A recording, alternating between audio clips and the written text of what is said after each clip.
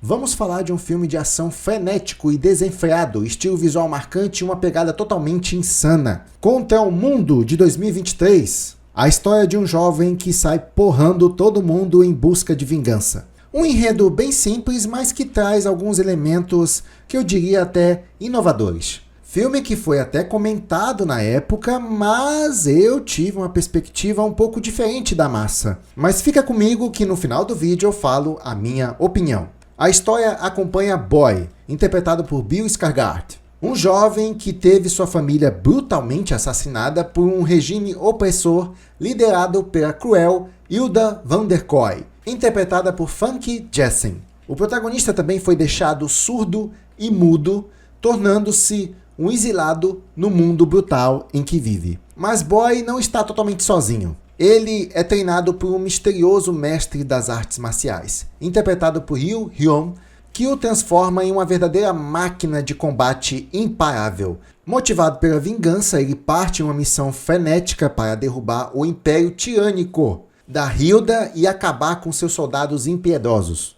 O diferencial do filme: toda a narrativa se desenrola através da mente delirante de Boy, que cria um universo maluco onde a realidade e sua imaginação se misturam, incluindo também uma voz interior que ele tem, que lembra muito aquelas vozes de narração de videogame. Ultra violento, tipo Mortal Kombat. E agora eu vou falar de alguns personagens e, claro, também as suas atuações. Temos o Bill Skarsgård, que é o protagonista da história, que se transforma totalmente, entregando um papel físico impressionante. E eu me impressionei muito com o físico do Bill Skarsgård nesse filme. O cara tá com shape trincado, o que me convence como um guerreiro, sabe? Nós temos a Famke Janssen, está no papel de uma vilã fria e implacável, trazendo aquela vibe de chefona de final de jogo. Mas assim, como vilã, ok, sabe? Não tenho muito o que mencionar, mas também não vou elogiar, nossa, que vilã top ou coisa do tipo. Até porque ela é aquele tipo de vilã que só ordena as coisas, sabe? Controla tudo, aquele reinado tirano. E para quem não tá reconhecendo, essa atriz, a Famke Janssen, é a mesma que interpretou a Jean Grey nos filmes clássicos dos X-Men. Só que ela já tá bem mais velhinha aqui. E tem a Jessica Rae, que faz um papel importante no filme também. É uma atriz que eu tenho que dar um destaque. E também a segunda coisa que me impressionou no filme foi justamente essa atriz. Ela tá com um corpo trincado também. Olha só a barriga dela, totalmente definida, justamente porque o papel dela é de uma guerreira. Uma guerreira que usa um capacete de moto boa parte do filme. O que eu achei bem estranho. E ela se comunica através deste capacete. O capacete dela fica passando mensagens em neon, sabe? O que ela quiser falar, o capacete transmite. Uma coisa muito, sabe? Muito personagem de videogame. O que faz sentido com o filme. Porque o filme, a pegada dele, lembra videogame. Mas o capacete ali não serve pra nada. É só pra... É tipo um estilo, sabe? Uma personagem que usa o capacete o tempo todo. Mas tirando essa parte, é uma personagem interessante. Eu gostei da atuação dela e também o preparo do físico dela também tá excelente. Ela me convenceu como guerreira. Me convenceu. E para quem não conhece a Jessica Rae, ela foi aquela que fez o filme A Morte Tá de Parabéns. Ela foi a protagonista desse filme. E temos o Ryu Hyun, que contribui bastante para o filme também. Ele é um mestre do protagonista, o que ensina o protagonista a lutar. Esse ator, na vida real, ele é um mestre de artes marciais indonésio. E você vê quando ele luta, os movimentos dele são bonitos, sabe, de ver, mostrando realmente que ele tem experiência com luta. E por isso ele agrega muito pro filme. Possíveis pontos positivos e possíveis pontos negativos do filme. Ele tem uma ação insana, lutas coreografadas de forma brutal e até estilosas, principalmente por parte do mestre. Visual único, uma mistura de neon, delírio e cenários distorcidos. Protagonista carismático, mesmo sem falar, Boy cativa com a sua energia.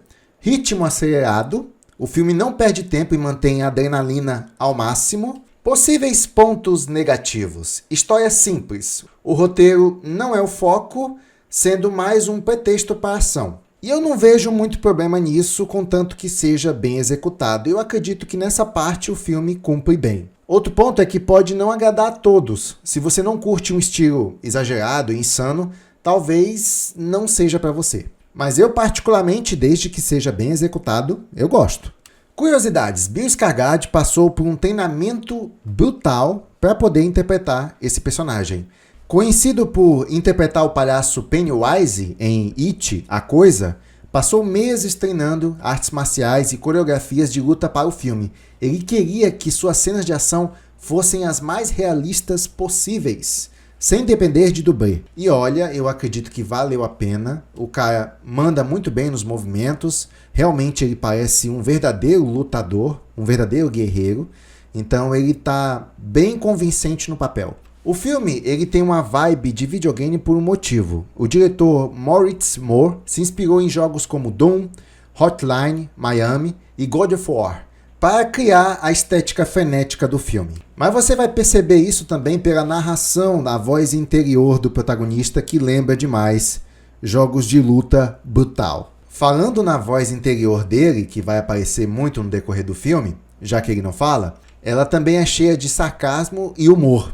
Quem dá voz a essa voz, né, forte que aparece no pensamento interior do personagem é o John Benjamin, o mesmo dublador do personagem Archer, da série animada Archer. E é uma coisa que você vai estranhar logo no começo, porque essa voz não parece combinar com o protagonista. É muito diferente a voz dele, sabe? Como se fosse realmente de um jogo eletrônico. O Ian Huyan, que faz o papel do mestre do protagonista, ele ajudou na parte de coreografia das artes marciais para deixar as lutas mais intensas. E também lembrando que ele participou do filme The Raid e John Wick 3. Temos também a participação do diretor Sam Raimi, que também fez o filme do Evil Dead e Homem-Aranha. Aqui ele dá aquele tom caótico e estilizado da história. E apesar dessa dinâmica toda que o filme apresenta, ele vem também com algumas lições.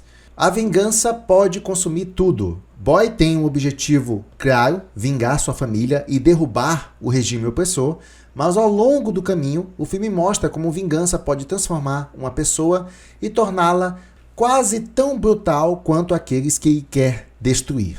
Disciplina e treino fazem a diferença. Depois de perder tudo, Boy poderia ter desistido, mas ele se dedicou ao treinamento, desenvolveu habilidades mortais e se tornou um verdadeiro guerreiro. Isso mostra que com esforço e disciplina, qualquer um pode evoluir e se fortalecer. A outra lição que eu achei bacana foi a que eu mais percebi no filme.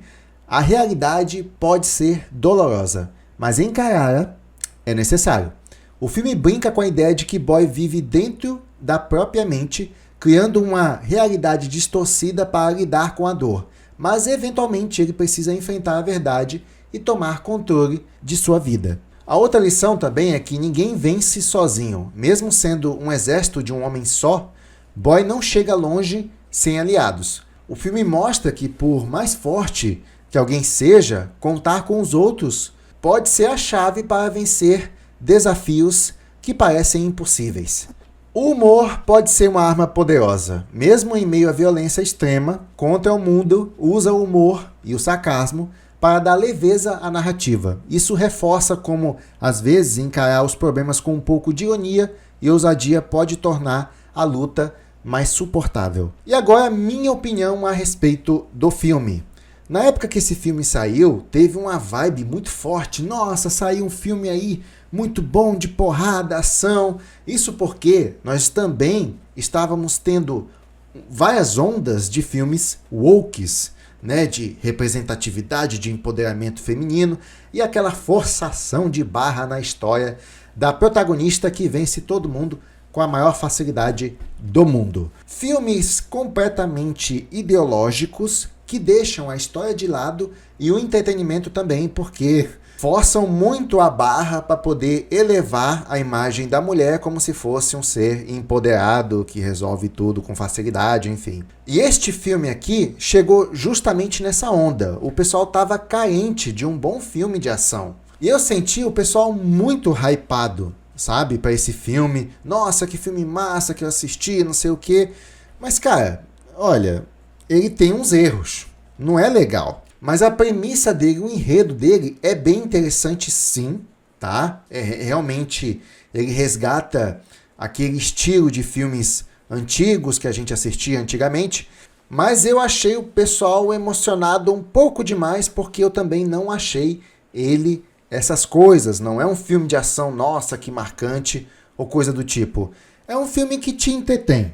E tem algumas situações que o filme perde alguns pontos comigo, sabe? Pontos consideráveis, porque são situações que deveriam ter tomado cuidado. Por exemplo, tem um momento lá que ele vai lutar desarmado em um galpão cheio de soldados, e os caras começam a metralhar ele e tal, mas ele avança pra cima dos soldados assim, sabe? Simplesmente joga o corpo em direção a eles, sendo que eles estão metralhando ele assim e ninguém consegue acertar, mesmo a um palmo de distância. E tem outro momento também que metralham ele e, por incrível que pareça, nenhuma bala acerta ele, sabe? Momentos assim que eu considero um absurdo e isso me desconecta um pouco com a história. Você não compra o que está acontecendo ali, sabe? O cara invade uma base totalmente desarmado, o pessoal metralha ele e nenhum tiro acerta. É no mínimo revoltante. Não é possível que só eu me incomodei com isso. Mas, felizmente, são apenas 2 momentos que isso acontece.